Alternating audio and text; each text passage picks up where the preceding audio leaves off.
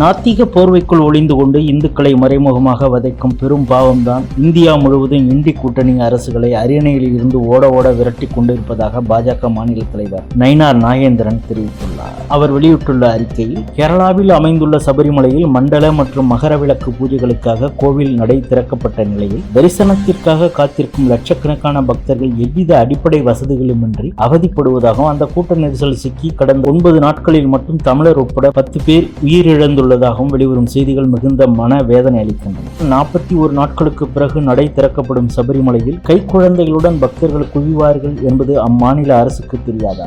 அதுவும் ஐப்பசி கார்த்திகை மாதங்களில் தமிழகத்தில் இருந்தும் லட்சக்கணக்கான பக்தர்கள் சபரிமலை நாயகனை நோக்கி படையெடுப்பார்கள் என்பதை கேரள அரசு கணிக்க தவறிவிட்டதா? அல்லது இந்து கடவுளை தரிசிக்க வருபவர்கள் எக்கேடோ கெட்டு போகட்டும் என கை கழுவி விட்டு விட்டதா? இப்படி நாத்திக போர்வைக்குள் ஒளிந்து கொண்டு இந்துக்களை மறைமுகமாக வதைக்கும் பெரும் பாவம்தான் இந்தியா முழுவதும் இண்டி கூட்டணி அரசுகளை அரியணையில் இருந்து ஓட ஓட விரட்டி கொண்டிருக்கிறது. எனவே சபரிமலை பக்தர்களுக்கு தேவையான அடிப்படை வசதிகளை அம்மாநில அரசு உடனடியாக செய்து தர வேண்டும் எனவும், அதே போல தமிழகத்தில் எம்பெருமான் முருகனை தரிசிக்க திருச்செந்தூர் வரும் பக்தர்களை ஆடு மாடுகள் போல் அடைத்து வைத்து மூச்சுக்காற்றிற்கு இயங்க வைக்காமல் திமுக அரசின் இந்து சமய அறநிலையத்துறை தக்க நடவடிக்கைகளை மேற்கொள்ள வேண்டும் எனவும் கோரிக்கை விடுக்கிறேன் என குறிப்பிட்டுள்ளார்.